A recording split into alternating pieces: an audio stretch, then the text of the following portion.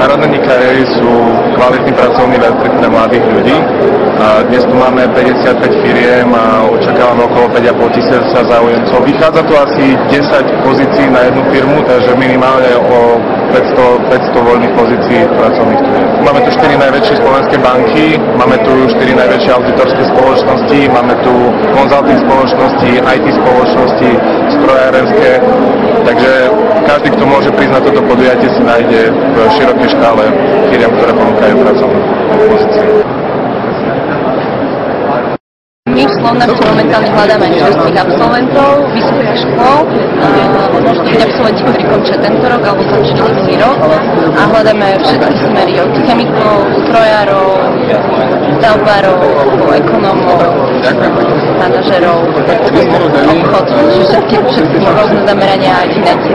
Spoločnosť Heineken Slovensko sa momentálne zameriavame hlavne na vyhľadávanie talentov, súčasných absolventov alebo budúcich absolventov, ktorí ukončia štúdium v tomto roku a môžeme im ponúknuť naše absolventské programy, či už na Slovensku alebo v európskych spoločnostiach Heineken, a to v oblastiach výroby, logistiky, techniky, v oblasti obchodu a predaja, marketingu, IT, HR a financií. Z Dunov banky hľadáme momentálne pozície jednak po stránke IT, či už IT development alebo IT operations, taktiež sú momentálne voľné pozície v oblasti operations, product development týmu a takisto momentálne v oblasti našej pobočkovej siete.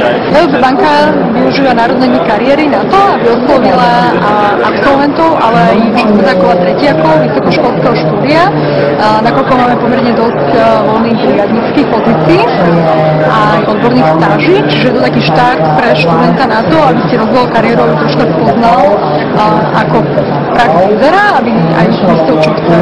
Každoročne vlastne v KPMG vyberáme dve pozície, asistent auditora, asistent daňového poradcu, čo vlastne sú pozície pre absolventov ekonomických univerzít a ekonomických fakult univerzít, ktoré vlastne majú záujem o finančníctvo a keď majú buď naštandardnú alebo plynú nemčinu alebo angličtinu, pre nás taký ten najlepší náš korporátny jazyk, aj väčšina našich firm vykonuje v anglickom jazyku. Naša spoločnosť Ernst & Young hľadá mladých ľudí, absolventov vysokých škôl, v podstate zamerania ekonomického alebo matfis.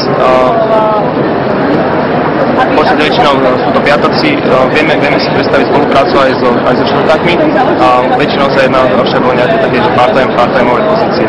Hľadáme ľudí na oddelenia daní, auditu a finančného poradenstva. V tomto našom stánku Akadémie vzdelávania ponúkame jazykové testovanie.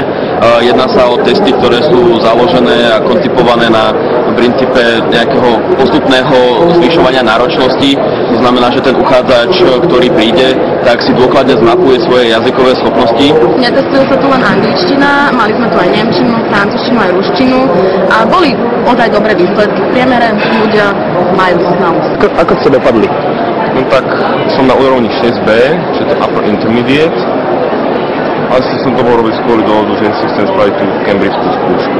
Čakal som niečo lepšie, ale tak aj toto poteší. 66 bodov z 80. Si spokojný so 70? Myslím, že hej, no. Čakal som horšie, aby som bral odborov. Tento stánok zdieľame so spoločnosťou Aptech. Od nich tu máme dotazník, ktorý je zameraný na informačnú gramotnosť, viac menej, čo ľudia vedia o počítačoch. Ak môžem hodnotiť ich výsledky, tak určite na 75%. Jednému sa podarilo urobiť ten test na 100%. Väčšinou to boli študenti matematických odborov, odborov fyziky, v prípade informatiky, takže mali vedomosti z toho, čo sa ich pýtali.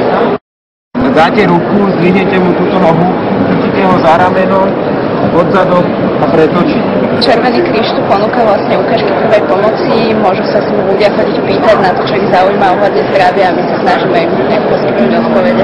Spoločnosť Xerox na tejto výstave ponúka možnosť bezplatného tlačenia či už CVčka alebo motivačných listov, vrátane kopírovania akýchkoľvek dokumentov, ktoré môžu tuto pri ďalších stánkoch odovzdávať, a zároveň spoločnosť Xerox ponúka možnosť zobrať si na pamiatku to, o čom možno ten, ktorý človek sníva vo forme fotky, ktorá na našich zariadeniach je tuto vytlačená. U nás v ČSB môžu zažiť napríklad hru klavír, môžu zahrať na takom tzv. Nočnom klavíri.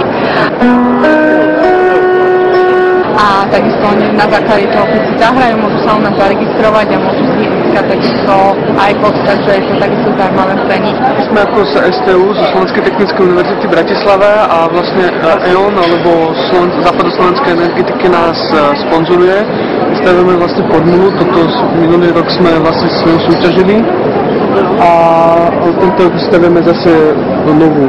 Máme tu akurát akciu, že ak si do nej sadnete a spravíte si fotku, dáte na Facebook, tak môžete vyhrať nejaké zaujímavé ceny od Západoslovenskej energetiky. My jsme zvolili tady tuhle fotbalovou tématiku se sloganem, že hrajeme první ligu, potažmo, že s námi nezůstanete na střídačce. Chtěli jsme ten stánek mít takový originální oproti tady rádoby konkurenci a natáhnout tady mladé talentované lidi na tady ten stolní fotbálek, který teda slaví tady velký úspěch a myslím, že se nám to povedlo a lidi za náma chodí. Ľudia v našom stánku si môžu zaspievať, ale trošku netradične.